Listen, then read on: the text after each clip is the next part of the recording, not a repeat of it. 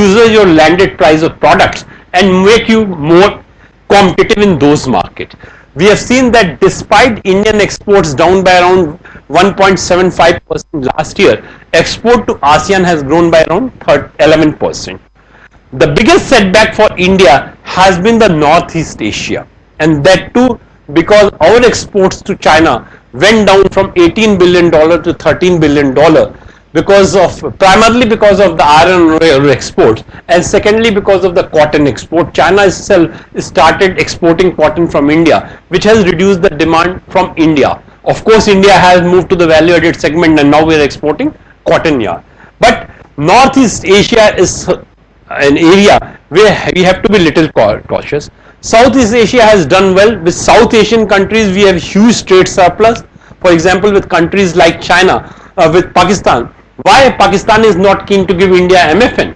Pakistan has already announced one. Because the trade balance is so much in favor of India, they think that if they give the MFN, it may further accentuate trade deficit from India. Besides the political reason, the economic reality is that we have been given to understand that if Pakistan decides to give India MFN status, they will first increase the customs duty on the products of India's interest. So they will make the market difficult from India when they give the MFN status to India.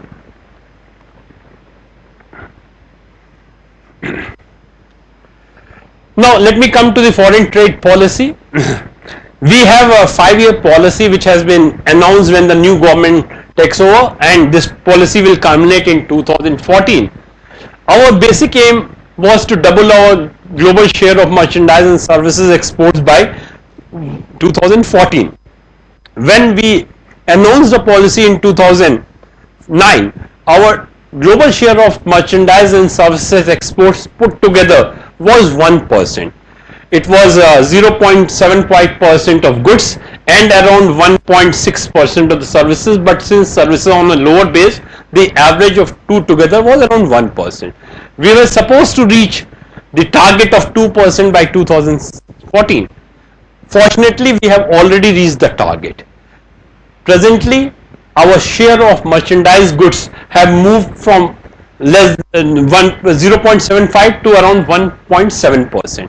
And services we have moved from 1.6 to 1.9%.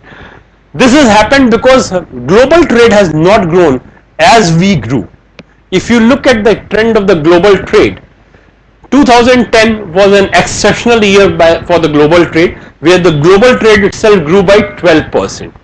In 2011, the global trade grew by 5.7%. In 2012, it came down to 2.2%. This year, the projection is that global trade will grow by 3.3%.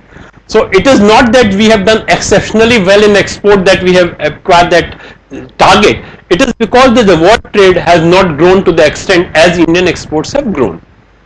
Secondly, the objective of the policy is to provide stability and continuance of the policy. This is in fact something which industry always demand. What we normally think that with the drop of the pen, the government is keen to change its policy. Even if a single case of misuse has been reported, the government would like to change the policy. They will not tackle the person who has violated the policy. They will rather address the policy. We can live with misuse of the policy, but not with abuse of the policy. So if you have a policy which is serving the interest of 95% of the user, 5% may misuse it, deal it differently. If you have a policy where 70% are misusing the policy, it becomes an abuse of the policy, you need to look into it. So we have to keep our priorities straight. Unfortunately, in the government, we are not seeing that kind of approach.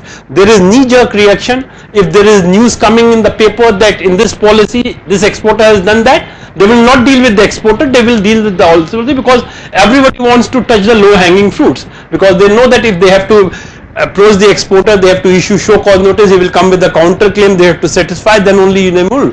Policy is their domain, they will change the policy without realizing how much difficulty it causes to the exporter who are using this policy.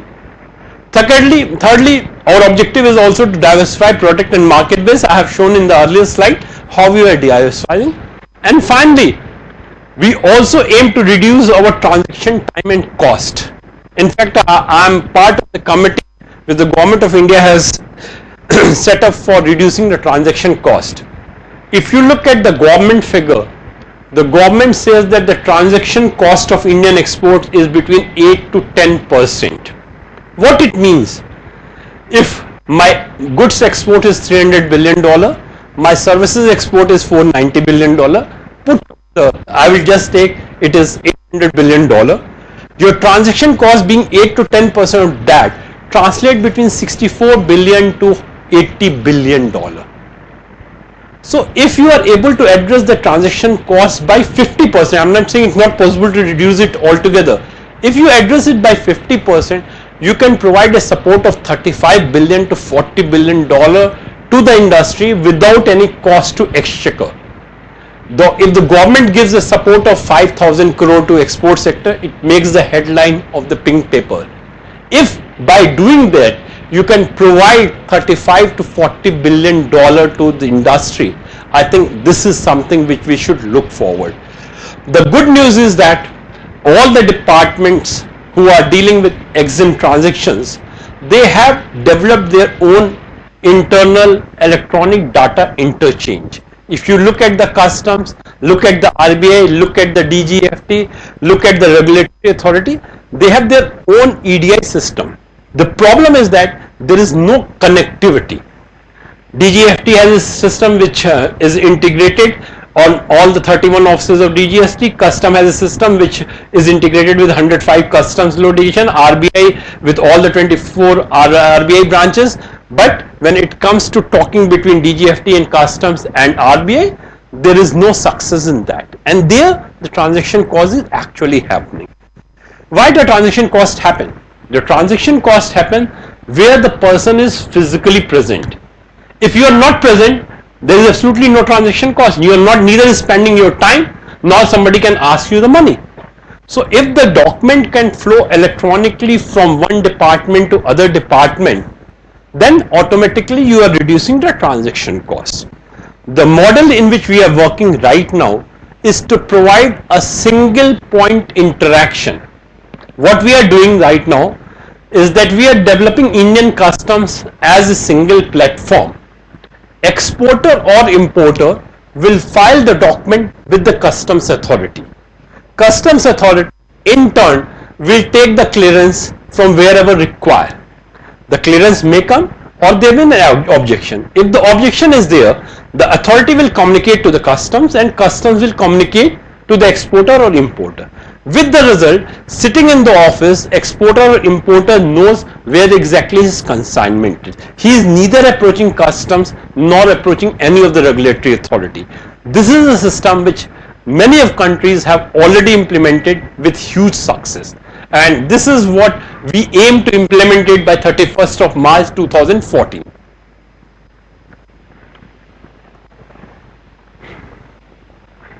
I will not take schemes because this is little complicated for you. Let me just give you some fundamentals. India is a signatory to WTO. India provides favored nation treatment to all the countries. What it entails? MFN entails that whatever you are importing from X country, the same thing has to be allowed for import from Y and Z country. You cannot distinguish between different countries or amongst the country when you are allowing imports. It has nothing to do with duty. Duty, you can have a different duty. If you have a free trade agreement, you can have a different set of duty as compared to normal rate of duty.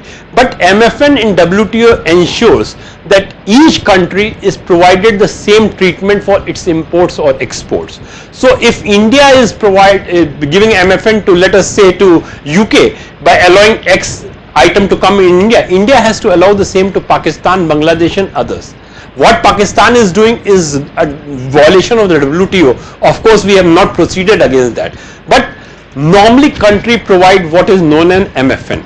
So if you look at India's export-import policy, we allow free imports or exports from anywhere in the world except the country which are under the UN sanctions. UN has put sanction on, let us say, on Iran for dealing in arms and ammunition and dual chemicals. UN has put sanction on Iraq as well as North Korea arms and ammunition.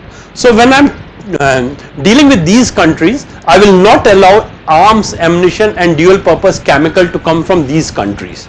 From rest of the countries I will allow. So my MFN may be violated because of the UN sanction. But we are not part of other sanctions. India's stand is very clear. That's why we have taken a very tough stand on Iran, where US and EU has imposed certain sanctions, where they have allowed items which are not within the UN mandate. But India said no, we will trade with Iran on those items because they are not part of the UN sanctions. So the thumb rule is that any imports or export is free from each country of imports or exports, except where there is a UN sanction prohibiting their imports or exports. Secondly, we have a three kind of restriction on imports. If you have any idea, whenever imports happen, you quote an 8-digit tariff classification, which is ITC-HS. International Trade Classification Harmonized System. For every product, have 8-digit classification which is across the globe. Each country has the same classification. So let us say this is a tie which comes under an 8-digit tariff code. It will come in the same tariff code world across. The difference is that the WTO and the World Customs has given the countries flexibility to move beyond that. So at a 10-digit level, they may have a different classification of a finer tie. Up to 8-digit there cannot be a difference in classification. At 10-digit, 12-digit, 15-digit, you can have a different classification. For example, let us say at 10-digit I have this watch. So the watch tariff line is 84100091. Okay. Now if a country says no, I want to distinguish between a watch of less than $50 and more of $50, they can add 2-digit more. So 8-digit will be common. At 2-digit, they will classify one which is more than $50 and one which is less than $50, so that they get better statistics of their imports.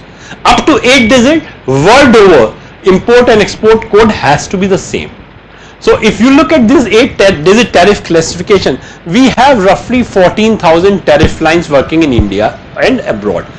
In 14,000 tariff line, I have very few tariff line where I am regulating imports or exports. When I regulate import or export, for both, I have three kind of restriction. One restriction is which is prohibition. That means I will not allow exports.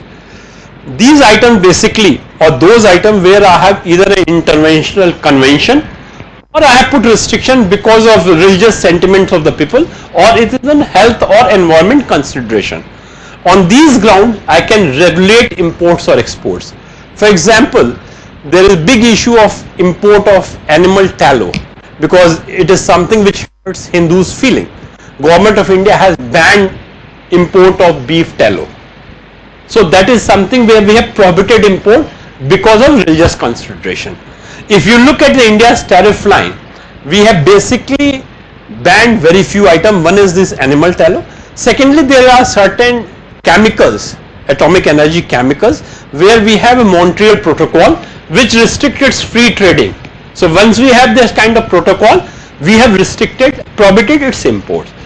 Prohibited imports are not allowed, except that in exceptional circumstances, Government of India with the approval of Commerce Minister may allow its imports or exports on case-to-case basis.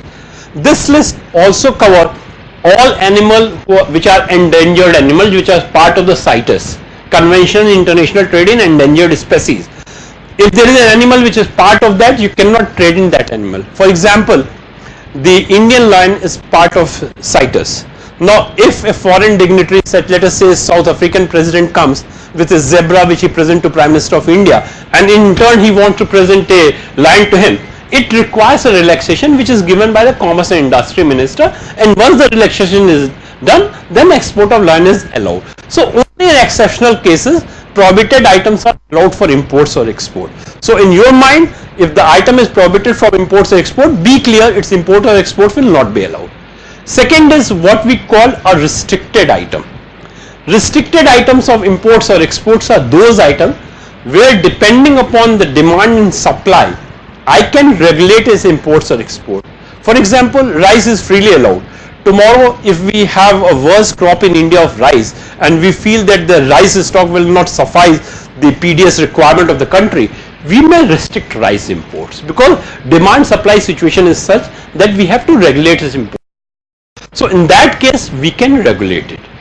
Restriction which on account of these are notified by the government of India well in advance, and in such cases also the government of India allows somebody who is really required to export or import a license on case to case basis. So when I put a restriction, that means normally I will not deal in any imports or export, but let us say somebody has already committed long term order, he has developed a relationship with the foreign buyer, an irrevocable letter of credit has been received, advance payment has been received, where the commitment has to honor. In that case, Director General of Foreign Trade will issue the license to honor those commitments. So in prohibited item, basically it's no. In restricted item, on the genuinity of the case, government may issue license. The third kind of restriction is what we call is state trading enterprises. Those who have dealt about this earlier, there was something known as canalized item. What is canalized item or what is state trading enterprises? Are the item where bulk buying or bulk selling is required. For example, in petroleum product, a merchant exporter cannot deal in petroleum product. You require a little volume to trade in those products. If you go into the international market that I want to sell petroleum product of $1,000, nobody will take you seriously. So the government has notified certain agencies to deal in those products, and these agencies were earlier called the canalized agencies, but now they are called state trading enterprises. For example, those who are dealing in mica, they can't export mica. Government has designated mica as State Trading Corporation of India, which deals with the export of mica. Similarly, for petroleum products, we have Indian Oil, Reliance, Essar. They are the nominated agencies which are called as state trading enterprises, and they can deal with these products. The short point which I am making is that out of 14,000 tariff line, roughly 13,400 tariff lines are free without any restriction.